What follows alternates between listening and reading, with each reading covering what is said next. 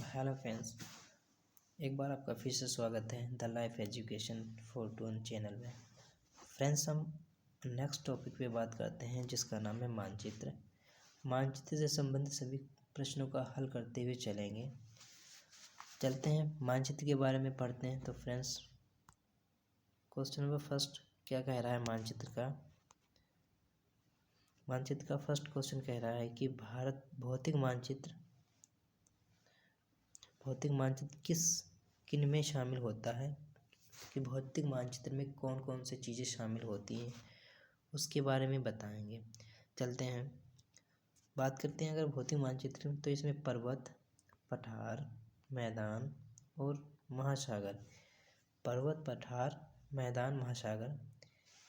ये चारों चीज़ें भौतिक मानचित्र में आ जाती हैं। इस प्रकार से ऑप्शन सी करेक्ट हो जाएगा हमारा। चलते हैं नेक्स्ट पे, अगला है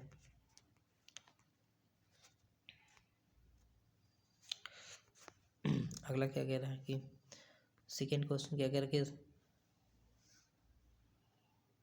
राज्यों, नगरों, शहरों तथा गांवों और विश्व के विभिन्न देशों व राज्यों तथा उनकी सीमाओं को दर्शाने वाले जो मानचित्र होते हैं उनको क्या कहेंगे। अगर बात करें जो वे सीमाएं जो राज्यों की, नगरों की, शहरों की, गांवों को और विश्व के विभिन्न देशों व राज्यों की सीमा को दर्शाता है, ऐसे मानचित्र को हम राजनीतिक मानचित्र कहते हैं। क्या कहते हैं? राजनीतिक मानचित्र।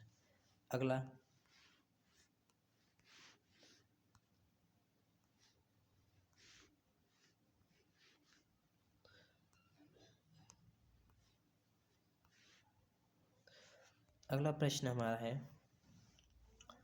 थीमेटिक मानचित्र। और थीमेटिक मानचित्र किसे कहेंगे?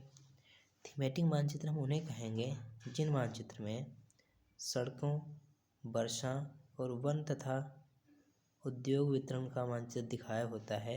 ऐसे मानचित्र को हम थीमेटिक मानचित्र कहेंगे। इस प्रकार से जो राइट आंसर हो जाएगा ऑप्शन डी हो जाएगा हमारा। अगला क्वेश्चन नंबर 4, क्वेश्चन नंबर 4 क्या कह रहा है कि मानचित्र के संदर्भ में किन दिशाओं को प्रधान दिग्बिंदु कहा जाता है। क्या कहा जाता है? प्रधान दिग्बिंदु। अगर दिशाएं की बात करें तो उत्तर, दक्षिण, पूर्व, पश्चिम, ये चारों दिशाओं को हम प्रधान दिग्बिंदु कहते हैं। क्या कहते हैं? प्रधान दिग्बिंदु। ठीक है, चलते हैं अगला क्वेश्चन नंबर 5। 5 नंबर क्वेश्चन क्या कह रहा है कि मानचित्र के संबंध में ही क्वेश्चन है, टॉपिक हमारा ही मानचित्र है। तो रूढ़ प्रतीक किसे कहा जाता है? रूढ़ प्रतीक की बात करें तो रूढ़ प्रतीक किसे कहा जाता है वो बताना है। जिन प्रतीकों के उपयोग के संदर्भ में अंतर्राष्ट्रीय सहमति हो। ठीक, जिन प्रतीकों के उपयोग के संबंध में अंतर्राष्ट्रीय सहमति हो उन्हें हम रूढ़ प्रतीक कहते हैं। ठीक है, चलते हैं अगला क्वेश्चन जो कि मानचित्र से संबंधित है। क्या कह रहा है? 6 नंबर कह रहा है कि निम्नलिखित में से कौन से कथन सही हैं, इसमें बताना है आपको। जो मानचित्र पैमाने पर आधारित ना होकर याददाश्त और स्थानीय पर्यवेक्षण पर आधारित होता है उन्हें हम रेखा चित्र मानचित्र कहते हैं। बिल्कुल सही है। अगला, एक छोटे क्षेत्र का बड़े पैमाने पर खींचा गया रेखा चित्र खाका कहलाता है। क्या कहलाता है? खाका। ये भी बिल्कुल सही है। इस प्रकार से जो राइट आंसर हो जाएगा ऑप्शन 1 और 2 दोनों सही हैं। अब बात करते हैं पृथ्वी के प्रमुख परिमंडल की बात कर लेते हैं। ठीक है, जलमंडल में जल की कौन कौन सी अवस्थाएं सम्मिलित होती हैं? जलमंडल में कौन कौन सी अवस्थाएं सम्मिलित होती है बताना है। तो जलमंडल में जल, बर्फ और जल वाष्प, ये तीनों अवस्थाएं पाई जाती हैं जलमंडल में। ये तीनों अवस्थाएं जलमंडल में पाई जाती हैं। ठीक है, इस प्रकार से जो राइट आंसर हो जाएगा ऑप्शन डी हो जाएगा हमारा। इसकी व्याख्या पे देख लेते हैं। व्याख्या क्या कह रही, एक्सप्लेनेशन देख लेते हैं कि पृथ्वी के बहुत बड़े भूभाग पर जल पाया जाता है। ठीक है, जिसे हम जलमंडल कहते हैं। जलमंडल में जल की सभी अवस्थाएं होती हैं। ठीक है, जैसे कि जल, बर्फ और जलवाष्प। बिल्कुल सही है व्याख्या भी हमारी। अगला अगला क्वेश्चन क्या कह रखे, जीवमंडल के अंतर्गत कौन कौन से परिमंडल शामिल हैं।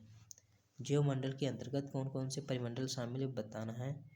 तो इसमें जो परिमंडल शामिल है वो स्थलमंडल, जलमंडल और वायुमंडल, ये तीन जो परिमंडल हैं वो जीवमंडल में शामिल हैं। ठीक है, चलते हैं क्वेश्चन नंबर अगला क्वेश्चन हमारा,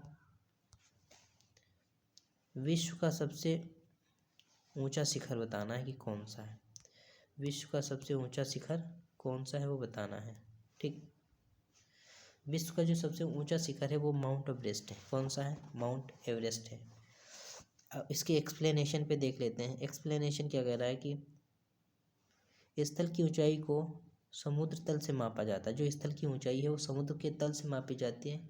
विश्व की सबसे ऊंची जो चोटी है माउंट एवरेस्ट है, जो कि समुद्र तल से इसकी ऊंचाई 8,848 है। ये 8,848 अकॉर्डिंग टू एनसीईआरटी है, एनसीईआरटी के अकॉर्डिंग बताया है।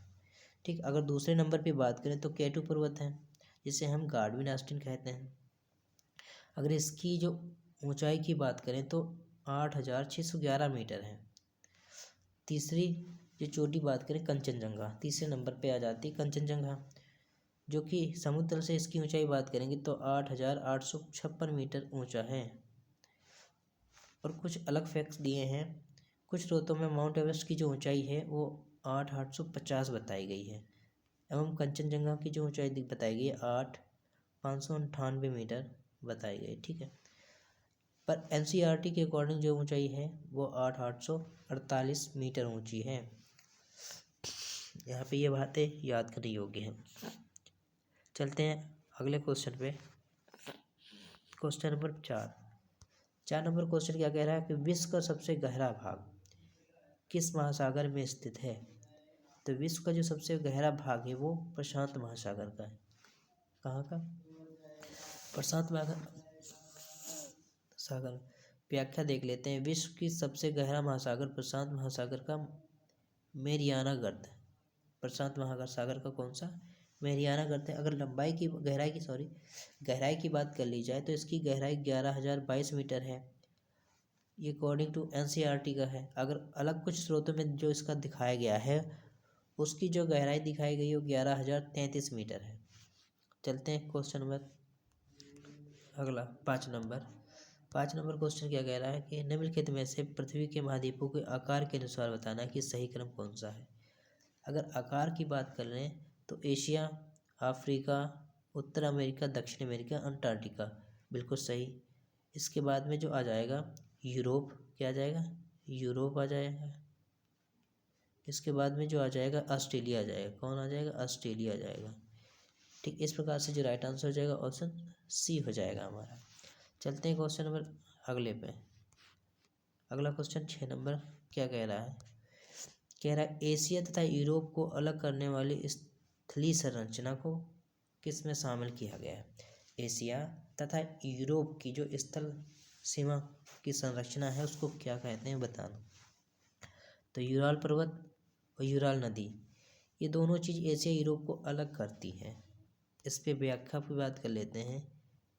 इसकी व्याख्या क्या कह रही है, व्याख्या यूरोप और एशिया एक ही भूभाग के रूप में दिखाई पड़ते हैं। फिर जो यूराल पर्वत और यूराल नदी के द्वारा एक दूसरे से अलग होते हैं, सही है, पर व्यवहारिक रूप से यूरोप और एशिया के दो अलग अलग महाद्वीप ही समझा जाता है। ठीक है, अगला है यूरोप एवं एशिया संयुक्त भूभाग का यूरेशिया कहा जाता है। यूरेशिया को हम यूरोप प्लस एशिया बराबर यूरेशिया होता है। ठीक है, क्वेश्चन नंबर 7 नंबर क्वेश्चन क्या कहता है, वह कौन सा महाद्वीप है जिससे होकर कर्क रेखा, मकर रेखा और विषुवत ये तीनों गुजरती हैं। तो ऐसा कौन सा महाद्वीप है बताना है जिससे ये तीनों रेखाएं गुजरती हैं। तो वो हमारा अफ्रीका महाद्वीप है। कौन सा, अफ्रीका महाद्वीप। अफ्रीका महाद्वीप एक ऐसा महाद्वीप है जिससे ये तीनों रेखाएं गुजरती हैं। व्याख्या की बात कर लेते हैं। अफ्रीका एशिया के बाद विश्व का दूसरा सबसे बड़ा महाद्वीप है। ठीक, यही एक ऐसा महाद्वीप है जिससे होकर कर्क रेखा, मकर रेखा एवं विषुवत वृत्त गुजरती है। अगर बात करें विषुवत वृत्त को हम 0 डिग्री अक्षांश भी कहते हैं, जो कि लगभग इसके मध्य से होकर गुजरता है। विषुवत या 0 डिग्री अक्षांश अफ्रीका के मध्य से गुजरती है। ठीक है, अगला क्वेश्चन 8 नंबर क्या कह रहा है कि एशिया को अफ्रीका से अलग करने वाली नहर का नाम बताना है। तो एशिया को अफ्रीका से जो अलग करती है वो है स्वेज नहर। कौन सी है स्वेज नहर? व्याख्या पे बात कर लेते हैं। इसकी व्याख्या क्या कह रही है कि मिस्र के सिनाई प्रायद्वीप में बनाई गई स्वेज नहर विश्व की सबसे बड़ी कृत्रिम नहर है। स्वेज नहर विश्व की सबसे बड़ी कृत्रिम नहर है। जो नहर है वो भूमध्य सागर को लाल सागर से जोड़ती है। भूमध्य सागर को लाल सागर से जोड़ती है। इसमें 2 फैक्ट पे ध्यान देना है। एक तो ये विश्व की सबसे बड़ी कृत्रिम नहर है, दूसरा ये भूमध्य सागर को लाल सागर से जोड़ती है तथा एशिया महाद्वीप को अफ्रीका महाद्वीप से अलग भी करती है। ये तीसरा फैक्ट हो गया हमारा कि एशिया महाद्वीप को अफ्रीका महाद्वीप से अलग करती है। अगला फैक्ट क्या है हमारा? अगला जो स्वेज नहर है वो 1869 में इस नहर को जहाज़ों के आवागमन के लिए खोला गया था। ठीक है, जिसके कारण यूरोप और एशिया के बीच की दूरी काफ़ी कम हो गई थी। अगला है हमारा क्वेश्चन नंबर 9। क्वेश्चन नंबर 9 के उत्तर अमेरिका तथा दक्षिण अमेरिका महाद्वीप किस देश में मिलते हैं? जो महाद्वीप हैं वो पनामा देश में मिलते हैं। अगर हम बात कर लेते हैं कि उत्तर अमेरिका और दक्षिण अमेरिका किस संधि से जुड़ा हुआ है, तो ये इस संधि का जो है पनामा जल संधि है। व्याख्या पे बात कर लेते हैं। उत्तर अमेरिका दक्षिण अमेरिका महाद्वीप पनामा देश की पूर्वी सीमा के एक संकीर्ण स्थल से जुड़ा हुआ है, जिसे हम पनामा जल स्थल भी कहते हैं। ठीक, अगला स्थल संधि अटलांटिक महासागर को प्रशांत महासागर से अलग करती। जो स्थल जल संधि है ये अटलांटिक महासागर को प्रशांत महासागर से अलग करती है। अगला हमारा क्वेश्चन नंबर 10 है दक्षिण अमेरिका महाद्वीप के संदर्भ में बताना है।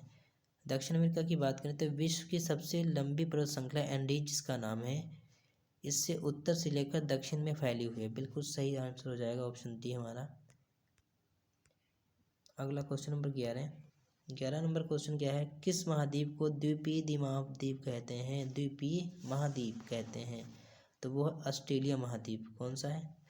ऑस्ट्रेलिया महाद्वीप को हम द्वीपीय महाद्वीप कहेंगे।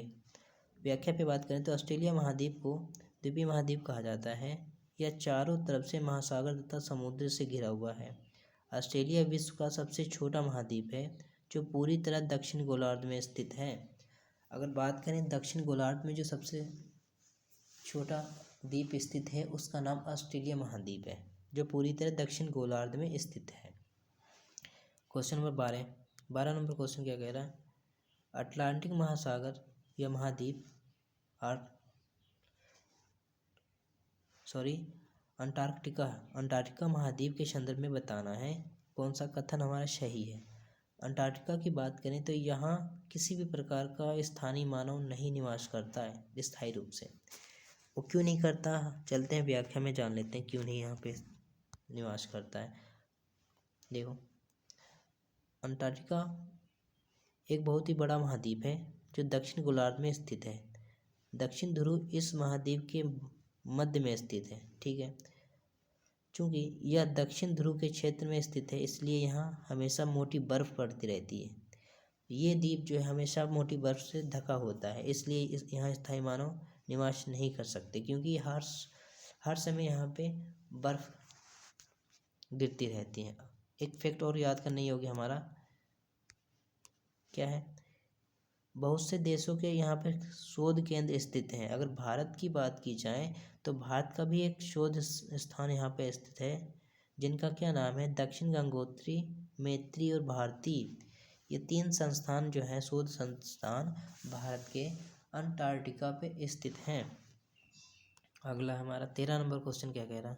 13 नंबर कह रहा है आकार के आधार पर महासागर का सही क्रम। आकार की बात करें तो सबसे बड़ा हो जाता है प्रशांत महासागर, फिर आ जाता है अटलांटिक महासागर, प्रशांत महासागर, अटलांटिक महासागर, फिर आ जाता है हिंद महासागर, फिर आता है हमारा दक्षिण महासागर, और फिर सबसे लास्ट में आ जाता है आर्कटिक महासागर। इस प्रकार से राइट आंसर हमारा डी हो जाएगा। चलते हैं अगला क्वेश्चन नंबर 14 नंबर क्या कह रहा है। 14 नंबर क्वेश्चन कह रहा है नीचे दिए गए कथनों का किस महासागर से संबंधित बताना है। ऑप्शन ए हमारा है यह महासागर पृथ्वी के 1/3 भाग पर फैला हुआ है, अर्थात हम कह सकते हैं कि इसका जो क्षेत्रफल है महाद्वीपों के कुल क्षेत्रफल से बड़ा है। ठीक, इसकी व्याख्या देख लेते हैं। ऐसा कौन सा महासागर है, वो प्रशांत महासागर है। प्रशांत महासागर के संबंध में बताना है। प्रशांत महासागर सबसे बड़ा महासागर है। पृथ्वी का सबसे गहरा भाग जो है प्रशांत महासागर का मेरियाना गर्त, जो कि प्रशांत महासागर में ही स्थित है। अगला नीचे दिए गए कथन और कारण पर विचार करना है। ठीक, कथन कह रहा है कि अटलांटिक महासागर की तटरेखा पोताश्रय एवं पत्तनों के निर्माण के लिए आदर्श रखती है। कारण क्या कह रहा है, अटलांटिक महासागर की तटरेखा सीधी और चौड़ी है। तो इस प्रकार से सी हमारा सही हो जाएगा। ए सही है परंतु आर जो है वो सही नहीं है, आर गलत है। अगला 16 नंबर क्या कह रहा है, कथन और कारण ये भी है। कथन कह रहा है पृथ्वी के तापमान में वृद्धि को भूमंडलीय तापन कहते हैं, बिल्कुल सही। यह जो भूमंडल का तापमान बढ़ता है किसके कारण, यह कार्बन डाइऑक्साइड की वृद्धि के कारण बढ़ता है, ये बिल्कुल सही। तो इस प्रकार से ए हमारा बिल्कुल राइट आंसर हो जाएगा।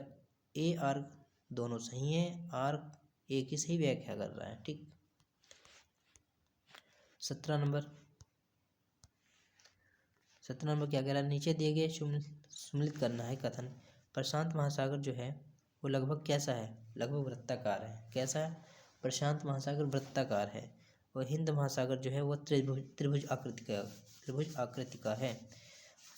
अगर अटलांटिक महासागर की बात करें तो ये अंग्रेजी के एस अक्षर की बना हुआ है। अब बात करें आर्कटिक महासागर, ये उत्तर ध्रुव के चारों ओर फैला हुआ है। ठीक, तो ये फ्रेंड्स वो क्वेश्चन थे जो एनसीईआरटी के अकॉर्डिंग बताया गया फैक्ट के संबंध में। आशा करता हूँ ये वीडियो अच्छी लगी होगी। ऐसे वीडियो देखने के लिए चैनल को लाइक सब्सक्राइब करना ना भूलें। Thank you class.